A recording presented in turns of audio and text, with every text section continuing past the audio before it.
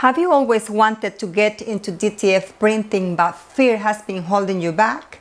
This changes everything. Hi, welcome, Daisy here. Today I'm setting up and testing this new DTF printer from Xtool that just arrived.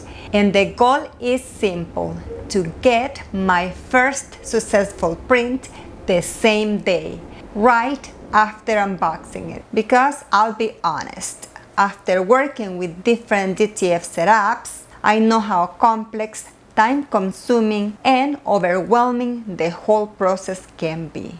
But this machine promises something different. A much simpler workflow, no confusions, no stress, no messy maintenance, and no steep learning curve that usually slows you down when you are just starting. So let's go step by step and see if it really is as easy as they promise. Let's start. I'm going to start with a quick unboxing. I already took the machine out of the main box, and inside there was another box with all the accessories needed to get started. Here we have the DTF film roll, the printer's front tray, the moisturizer liquid, the print head cleaning solution, and also the ink bottles. Now, let's make sure to remove all the protective wrapping from the machine. There is protective foam on the sides and also inside the printer. So let's check carefully before continuing. There are also more accessories inside, and here I'm showing you everything that comes included. We also need to remove the wrapping around the print head. Underneath the print head, there's a transparent protective film that protects it during shipping, and it's very important to remove it before proceeding. In my case, the film was attached to the white wrapping when I removed it. But if yours is not there, make sure to check carefully and remove it before continuing. And very important, avoid touching the bottom part of the print head. Now we uncover the print head and move it completely to the right side.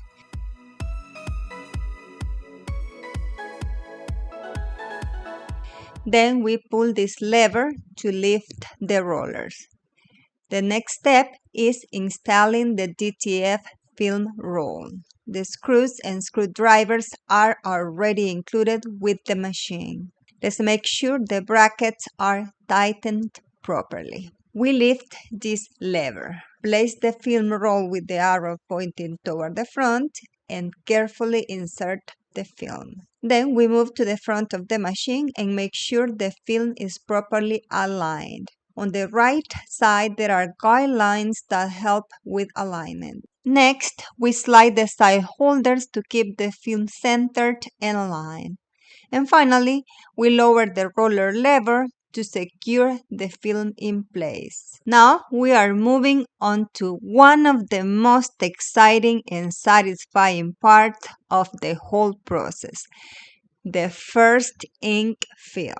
And because this printer is designed to maintain itself automatically, it also uses moisturizing liquid to help keep the print heads in optimal condition and make maintenance much easier and less tedious. First, we're going to add the moisturizing liquid and then we will begin filling the inks. We're going to follow the order indicated here to avoid any confusion. The bottle caps come sealed, so let's make sure to remove the seal and close them properly again before starting the filling process. And honestly, this was much easier than I expected. With these easy fill bottles, we simply fill each tank one by one until all the colors are complete. Just make sure to shake each bottle well before filling the tanks. Once we finish, we close the cover, plug in the printer, and move to the front screen to begin the setup process. And honestly, the process is super easy. We just follow the instructions on the screen step by step. It might take a few minutes, but it's really not complicated at all. First, we select the desired language, and then we connect the printer to Wi-Fi. And that's something I really like about this printer. I don't need to keep my computer right next to the machine in order to create prints. Here, the system is checking that the film is installed correctly.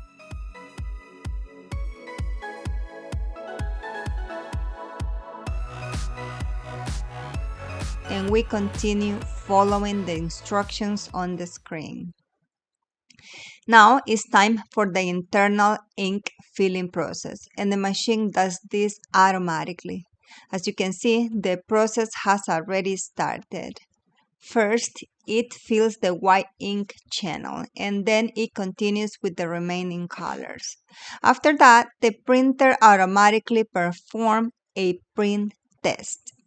If all the lines appear complete and solid, then we're ready to start printing. But if any line looks broken or incomplete, we simply need to run another print head cleaning. And the best part is that the screen guides you through the entire process, so there's really nothing to be afraid of. And honestly, mine came out perfect. And now we already have our first print test right here. All the lines came out complete, which means we're officially ready to start printing, just like that. Now let's connect the printer to the computer.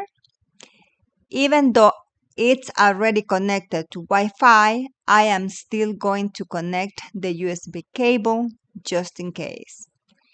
We open the Xtool software, and in the upper right corner we go to the settings to connect the printer. As you can see, mine was detected automatically. I literally didn't have to do anything else. Super easy. Here, a window appears suggesting that we perform an automatic calibration.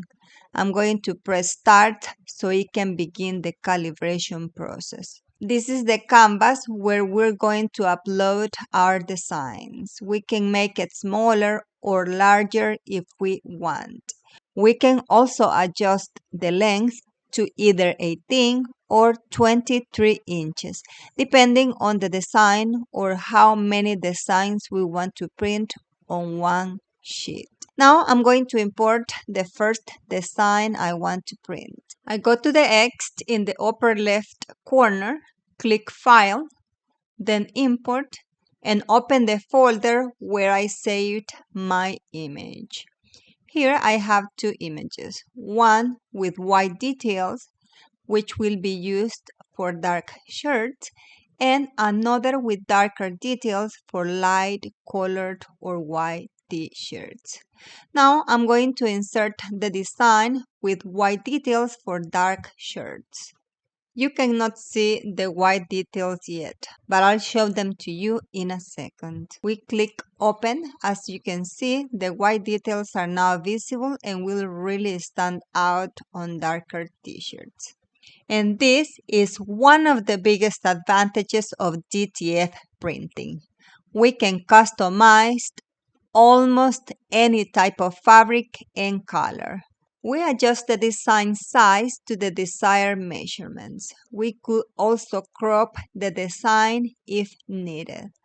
Once everything is ready, we proceed to print. On the right column, we have the option to select how many copies we want to print. In this case, I am only printing one, so I'm leaving it as is.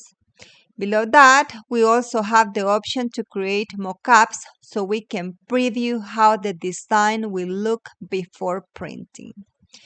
The Xtool Studio software is very complete and includes a lot of tools that help simplify the entire DTF printing process. From adjusting the size and placement of the design to optimizing print quality, everything feels intuitive and beginners friendly. even if you're still learning. Now let's print. As you can see, it shows the estimated print time. And honestly, I think it's very fast. This one will take about 2 minutes and 40 seconds. And here it is printing in real time.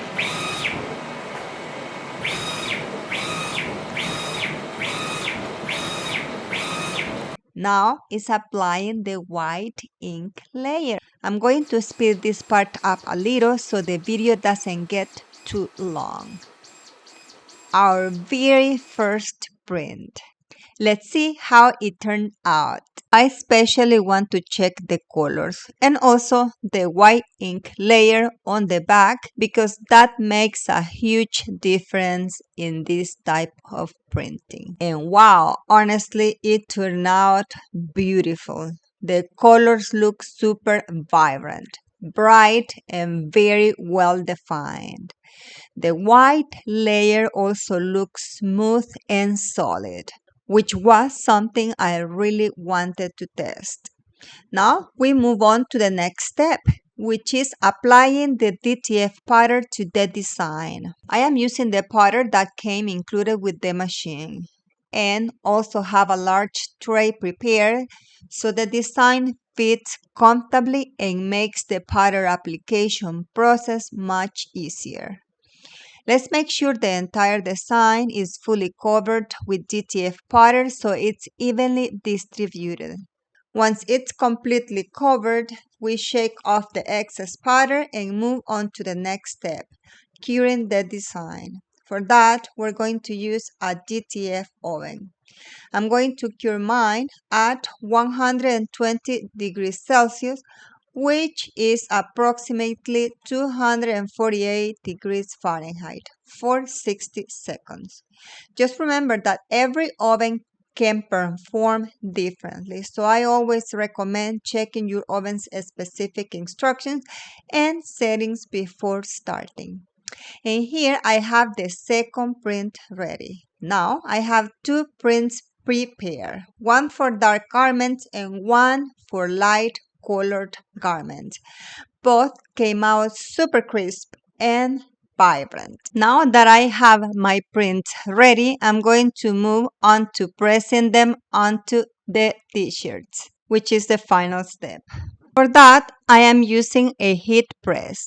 I already have it heated up, and we're going to press at 320 degrees Fahrenheit for 20 seconds.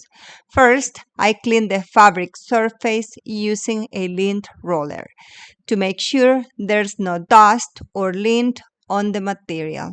Then I align the design onto the t-shirt or item I'm customizing, and we do the first press using the temperature and time I mentioned earlier. Once we finish that first press, we let it cool down before removing the transparent film. It's important not to peel it while it's still too hot. After that, we place the transparent film back over the design and do a second press, but this time only for about 8 seconds. This second press helps make sure the design is fully adhered to the fabric and gives it a much more professional finish. And that's it. Here's the final result. And just like I promised at the beginning, the goal was accomplished. We successfully completed the unboxing, setup, and our very first custom prints, all in the same day. And honestly, the entire process felt much simpler, faster, and far less intimidating than I expected. And just like that, we already have two custom t-shirts made with designs printed using our new Xtool DTF printer. And honestly, after setting everything up and creating these first prints, I can say the process felt much less intimidating than I expected. For someone who has worked with DTF before, one of the things that stood out to me the most was how simple the entire process felt.